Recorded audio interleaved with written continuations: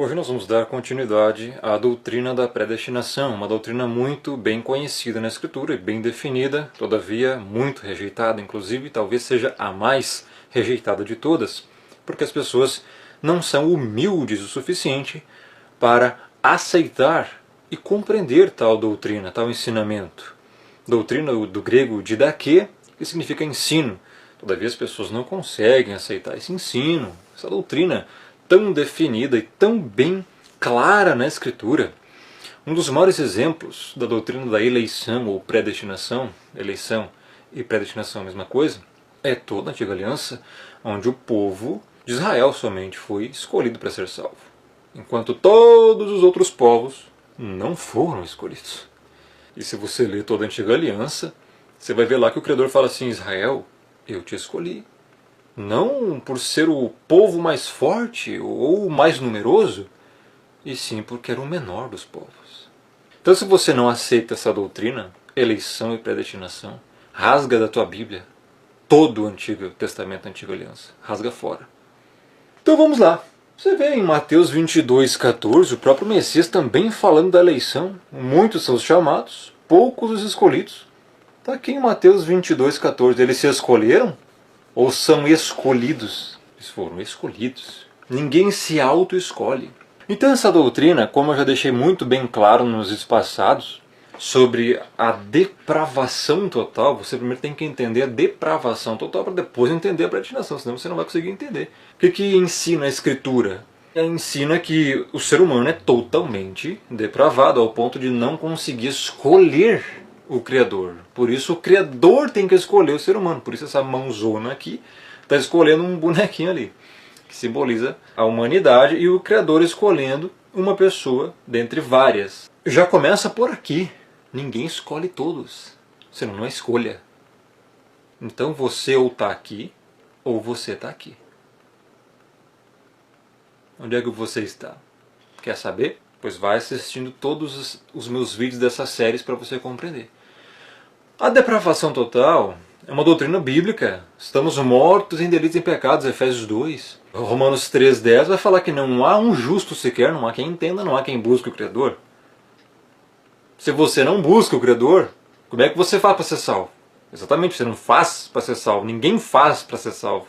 Ninguém faz nada para ser salvo. Quem faz alguma coisa para tentar ser salvo são todas as outras religiões. Salvação por obras, por méritos próprios.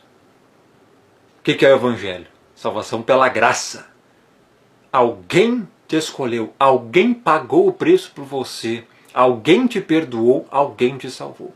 Isto é graça. Significa então que não precisa fazer nada? Não é isso. O salvo faz as boas obras porque já foi salvo. Os outros, das outras religiões, todas as outras, tenta fazer algo para ser salvo e por isso nunca serão salvos. Essa é a diferença do Evangelho para todas as outras crenças. Mas você precisa primeiro compreender que você é incapaz de escolher o Criador, por isso que o Criador tem que te escolher. Se você é incapaz de escolhê-lo, como é que você vai ser salvo? Alguém tem que te escolher. Por isso a doutrina da predestinação, que está na Bíblia. Nós vamos ver aqui. Um dos textos mais difíceis da Escritura, nós vamos abordar aqui agora. Romanos, capítulo 9. É um capítulo extremamente difícil, mas se você tiver humildade, você vai compreender. Verso 6. E não pensemos que a palavra do Eterno haja falhado, porque nem todos os de Israel são de fato israelitas. O apóstolo Paulo já começa dizendo que nem todo que está em Israel é salvo. E agora ele vai explicar o porquê. Em outras palavras, nem todo que se diz crente foi escolhido. Verso 7. Nem por serem descendentes de Abraão são todos seus filhos, mas em Isaque será chamada a sua descendência. Isso está em Gênesis 21:12. Ou seja, é da descendência de Isaque que veio a descendência. Tá? Ou seja, tem um povo escolhido. Você tem que entender que existe um povo escolhido, existe uma descendência escolhida. Não vá pensando que você tem livre-arbítrio, que eu faço, eu escolho, eu quero, se eu quiser, quando eu quiser. Não existe isso. Eu já comprovei isso nos meus vídeos passados, tá? Doutrina sobre livre-arbítrio, aprovação total, todos os textos. Isso já foi explicado. Não vou nem entrar aqui nesse assunto, porque já foi explicado, já foi refutado tudo que tinha que refutar, já foi explicado tudo din-din por din-din. Quem aprendeu, aprendeu. Quem não aprendeu, já eras, tá?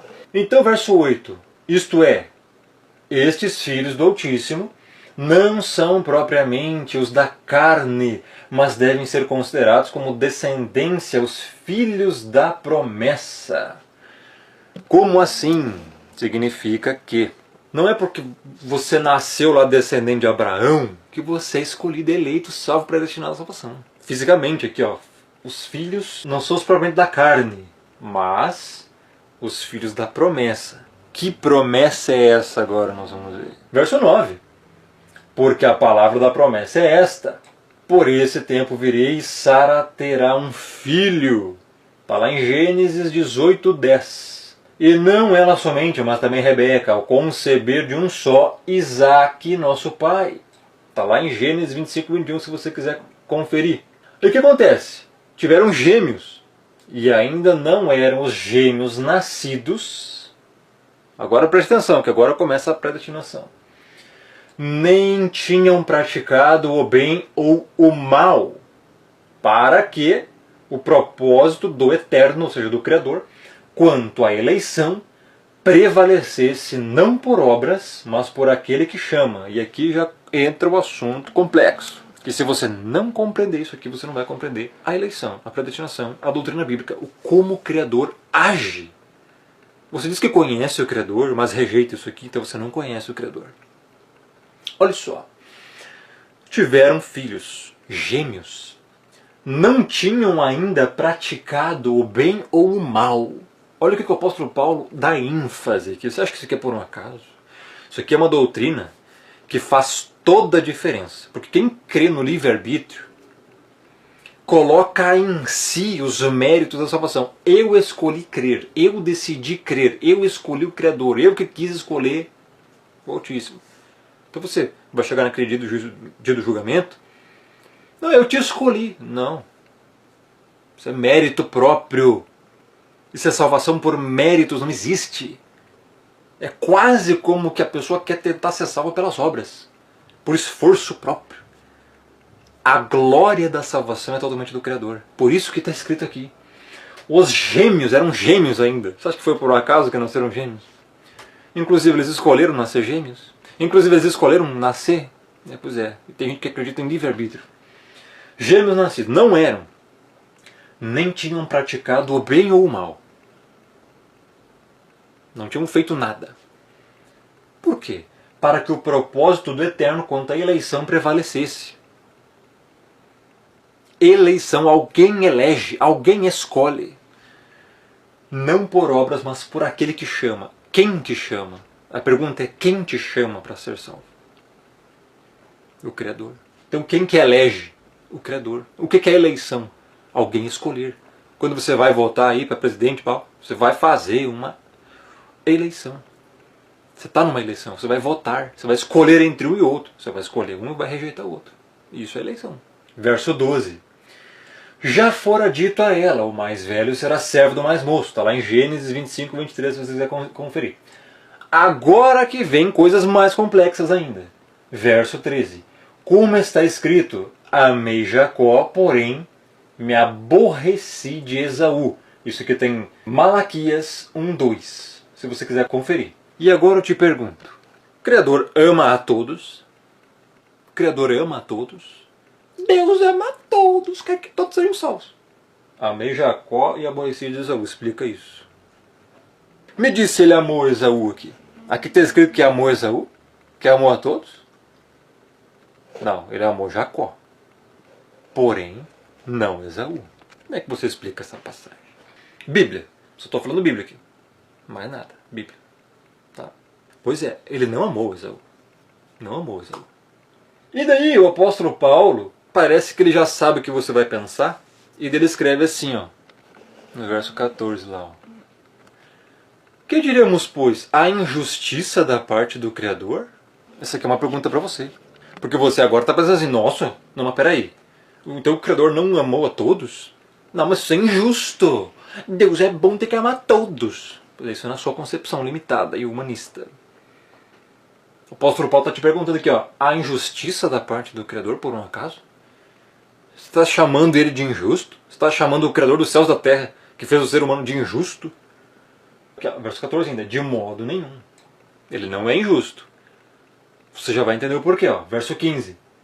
Pois ele diz a Moisés, terei misericórdia de quem me aprouver ter misericórdia, e compadecer-me-ei de quem me aprouver ter compaixão. Está lá em Êxodo 33, 19. O que você tem que entender é o seguinte, não é você que determina as coisas. Você não manda em nada. O Criador tem misericórdia de quem Ele quer. O Criador salva quem Ele quer. Ele é que te fez, Ele fez a humanidade, Ele que fez o mundo, toda a criação, céus e terra. Ele que decide tudo. Você não é o centro do universo, meu filho. Você não é nada. Não há um justo sequer, não há quem busque o Criador, Romanos 3:10. Não há quem entenda. Todos se extraviaram, a uma se fizeram inúteis. É o que a Bíblia diz. Alguém te chamou de inútil? Eu não tenho autoridade para te chamar de inútil. Mas o Criador tem. Como Romanos 6:23 fala que o salário do pecado é a morte, e Romanos 3:23 fala que todos pecaram, carecem da glória do Pai, todos estão fadados à condenação. Então, tem que entender que todos já nascem condenados. Por isso que ele fala aqui, ó, eu terei misericórdia de quem me aprouver ter misericórdia. Eu terei compaixão, misericórdia de quem eu quiser. É isso que significa. Te falei que era pesado, mas é verdade. Verso 16. Assim, pois, não depende de quem quer ou de quem corre, mas de usar o Eterno a sua misericórdia. Vai cada vez estreitando mais o caminho para você. Olha só. Não depende de quem quer ser salvo. Ah, eu quero ser salvo, vou fazer tal coisa para alcançar a salvação. Não, não depende disso. O Evangelho, a graça e a salvação não dependem dessas coisas. Está aqui, ó. Não depende de quem quer ou de quem corre, mas do Criador, do Eterno, usar a sua misericórdia. O que é misericórdia? Poupar do sofrimento. Ele se compadece, tem compaixão. Ele tira a punição, ele escolhe não punir ou aliviar o sofrimento, aliviar a dor. Esse é o sentido de misericórdia. Então ele vai te livrar da condenação, essa é a misericórdia. E a graça é o favor imerecido, do grego charis, que então vai te salvar. Duas coisas, misericórdia e graça. Então você vê que não depende de quem quer. Você pode dizer assim, eu quero ser salvo. Se você diz isso, é porque você já foi tocado pelo Espírito. Mas não significa que você do nada teve essa iniciativa ou que você pode fazer algo para conseguir a salvação. Não depende de quem quer nem de quem corre. Ah, vou tentar fazer alguma coisa para ser salvo. Depende do Criador usar a sua misericórdia. Isso é o Evangelho. Você é incapaz de fazer qualquer coisa para ser salvo. Tem que entender isso primeiro. Verso 17. Porque a Escritura diz a Faraó, para isto mesmo te levantei. Ó o intuito, para mostrar em ti o meu poder. E para que o meu nome seja anunciado por toda a terra. Êxodo 9:16. Confere lá. Isso está tudo em Romanos 9, tá? Por que o Criador levantou Faraó? Faraó era um ser humano comum.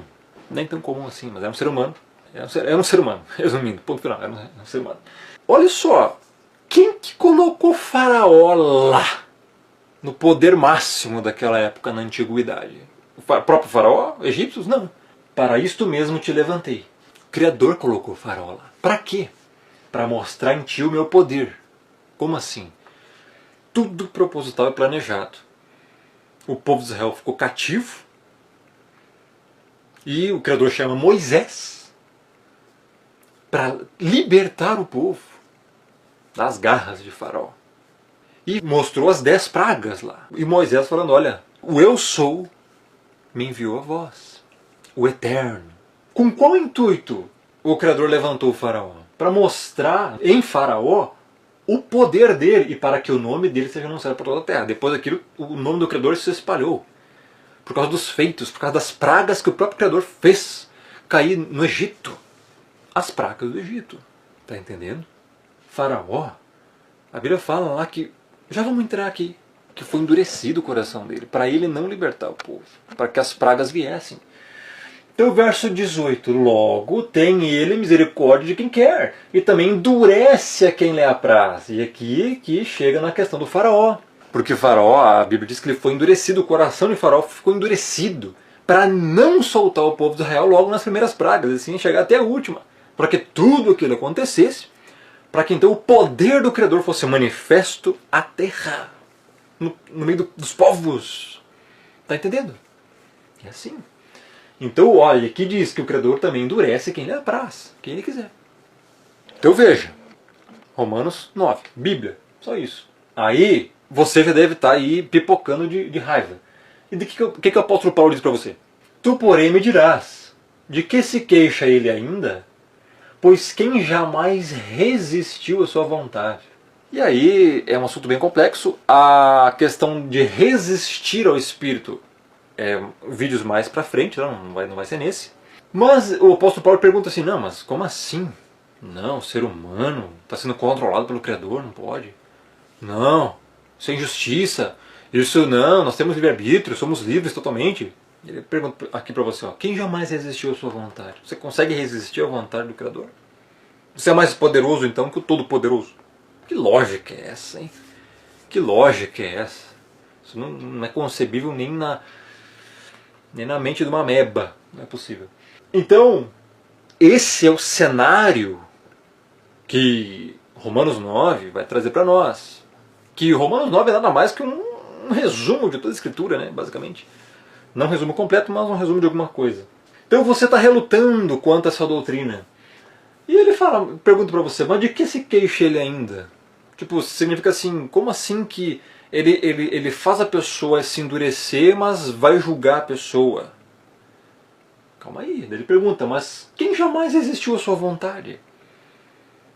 Tem que entender todo o contexto para compreender isso aqui. Se você ainda continua relutando, então olha o que o apóstolo Paulo diz para você. Verso 20. Quem és tu, homem, para discutires com o Criador? Porventura pode o objeto perguntar a quem o fez, por que me fizeste assim? E tem uma referência aqui em Isaías 45, 9 e Jeremias 18, 6. Você é uma criatura, você foi criado. Você pode perguntar a quem te criou, por que me fizeste assim? Você pode relutar com isso?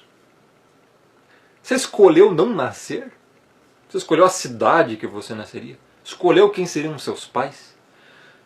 Você está escolhendo não gostar disso? Ou você consegue escolher apreciar essa doutrina? Veja que está tudo acontecendo aí na sua mente, no seu coração, automaticamente. Você não tem controle sobre nada. Você não tem nem como perguntar, ó. Você é um objeto, está dando um exemplo aqui. Perguntar a quem eu fiz. Por que me fizeste assim? Você não tem nem como perguntar isso. Você só pode aceitar. Então tem mais coisa aqui, olha lá. No verso 21. Ou não tem o oleiro direito sobre a massa para do mesmo barro fazer um vaso para honra e outro para desonra? E aqui é bem complexo. Porque o que o apóstolo Paulo está querendo nos dizer? Somos vasos de barro. Somos vasos de barro feitos pelo oleiro. Quem é o oleiro? É o Criador. Você é só um objeto, um vaso de barro. E aqui, não tem o oleiro o direito sobre a massa? É uma massa de barro só. Tem que entender isso aqui. O apóstolo Paulo está dando sempre a comparação de um e de outro. Então, da mesma massa, do mesmo barro, ele fez um vaso para a honra, para ser salvo, e outro para a desonra. Um vaso de qualidade inferior. É um vaso, mas é qualidade inferior. Não é para a honra. Entende esse contexto? Que o Criador está levantando pessoas para mostrar o seu poder e escolher outras para também mostrar o seu poder? Então, olha só. Vai vendo aonde isso vai chegar agora. Vai vendo. Verso 22. Que diremos, pois, se o Eterno, querendo mostrar a sua ira e dar a conhecer o seu poder, suportou com muita longanimidade os vasos de ira preparados para a perdição. Olha isso. Aí o negócio fica pesado. Esta é uma doutrina que as pessoas rejeitam. Mas a Bíblia diz, a Bíblia ensina que o Criador também quer mostrar a sua ira. Para isso vai existir o lago de fogo, o Guiena, a segunda morte. Do contrário, não existiria. O Eterno quer mostrar a sua ira. Ira é poder contra o pecado. E também contra o pecador. Não tem como você separar isso. E dar a conhecer o seu poder. Está entendendo? Muitos vídeos passados aqui eu já expliquei sobre isso. Você não tem como conhecer o que é o amor sem, de fato, primeiro conhecer o que é o pecado. Como é que você vai conhecer o que é o amor, a salvação, a graça, a glória, se você não está numa condição de experiência própria de vida indigna? Porque o que é o amor? O amor é você sacrificar-se por alguém, entregar-se por alguém que não merece. Isso é o amor. É um serviço de você fazer algo por alguém que não merece esse serviço. É pagar por algo que alguém está devendo sem que ele possa merecer esse benefício. Sacrificar-se incondicionalmente por quem não merece. Isso é amor. Isso é amor verdadeiro. Como é que você vai saber o que é isso? Se você não estiver numa condição para talvez um dia receber esse amor. E como você vai estar nessa condição? Conhecendo o pecado. Pecando, sendo merecedor da condenação. Por isso veio a lei. Por isso o Criador quis todas as coisas assim. A lei veio para manifestar o nosso pecado. Não cobiçarás, não matarás, não furtarás. O ser humano cometeu esses erros, idolatria, uma série de outros erros. Pecou, por isso morreu espiritualmente. O que é capaz de fazer você ser salvo? Só o amor do Altíssimo. A graça, por isso misericórdia. Isto é o Evangelho. Você não merece ser salvo. Alguém vai lá, te escolhe, te salva, te perdoa, te justifica e glorifica. Isto é o Evangelho. Essa é a diferença do Evangelho para todas as outras religiões e crenças no mundo.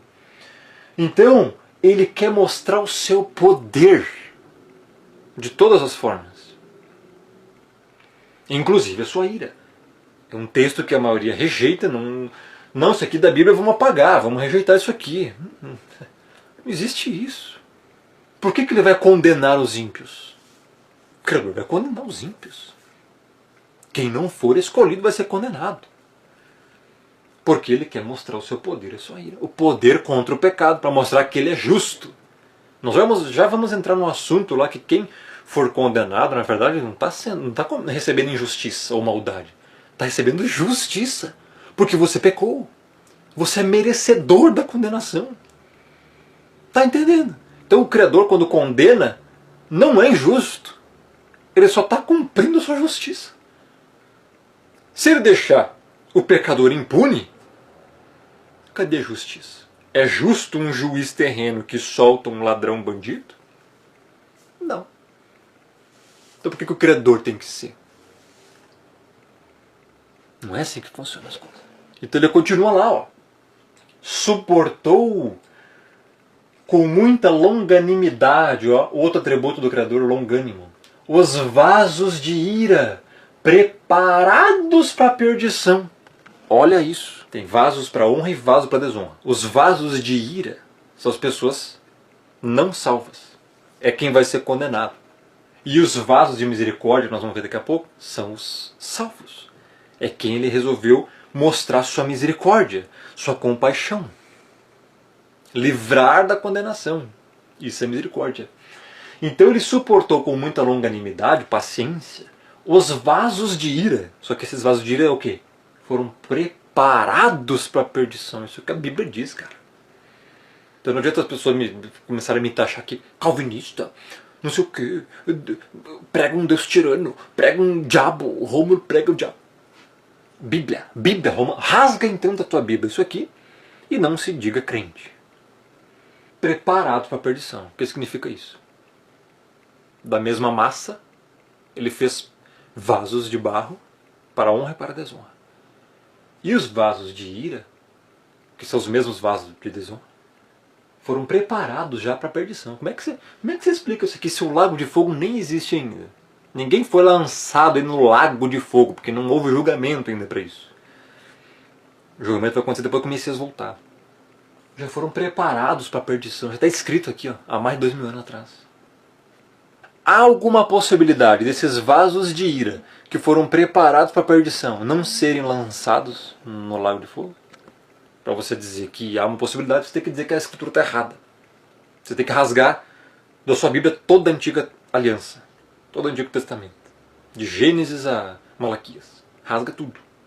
23. A fim de que também desse a conhecer as riquezas da sua glória em vasos de misericórdia, que para a glória preparou de antemão, os quais somos nós, igreja, eleitos, a quem também chamou, a eleição, chamado, não só dentre os israelitas, mas também dentre os gentios.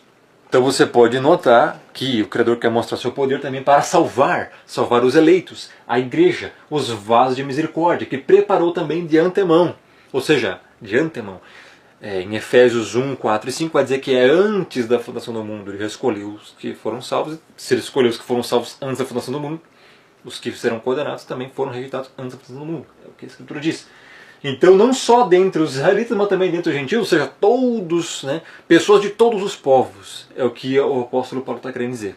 A palavra é misericórdia. A humanidade já nasce condenada. Ele salva quem quer. Essa é a essência de Romanos 9. Eu vou completar a exegese de todo esse versículo que eu li e expliquei agora nos próximos vídeos, tá? Aqui, ó, tá? Então você fique ligado porque não acabou. Isso aqui é só a introdução a Romanos 9. Só li o texto, basicamente. Tem muito mais coisa, tá? Então é muito complexo mesmo. Vale você a pena ver. Olha só. A palavra é misericórdia. Ele não está cometendo injustiça com ninguém, ele está sendo misericordioso, porque você já nasce condenado. Se você um dia for salvo, você tem que agradecer. Aliás, tem que agradecer agora, por estar ouvindo esse vídeo aqui. Você tem que agradecer porque isso aqui é doutrina que talvez é muito difícil você encontrar por aí. Tá? A maioria não vai te explicar isso aqui. A maioria vai te ocultar isso aqui e dizer que isso aqui é de Satanás ainda. Já estou até vendo aí hereges no YouTube falar, porque o Romulo agora virou satanista, olha lá o herege, falando de predestinação. Eu sei porque já teve esses animal bípede. Mas é lamentável. Mas essa é a verdade, meu irmão. Não tem como fugir disso. Bom, vou explicar mais sobre isso nos próximos vídeos. Ele salva quem quer. Ele é que manda. O ser humano tem que se colocar a sua insignificância, reconhecer que ele é o autor de tudo, ele faz o que ele quer, ele que é o dominador, ele que é o soberano. A doutrina da soberania divina é uma coisa extremamente ocultada, rejeitada nesses tempos. É lamentável. As pessoas não conhecem o Criador.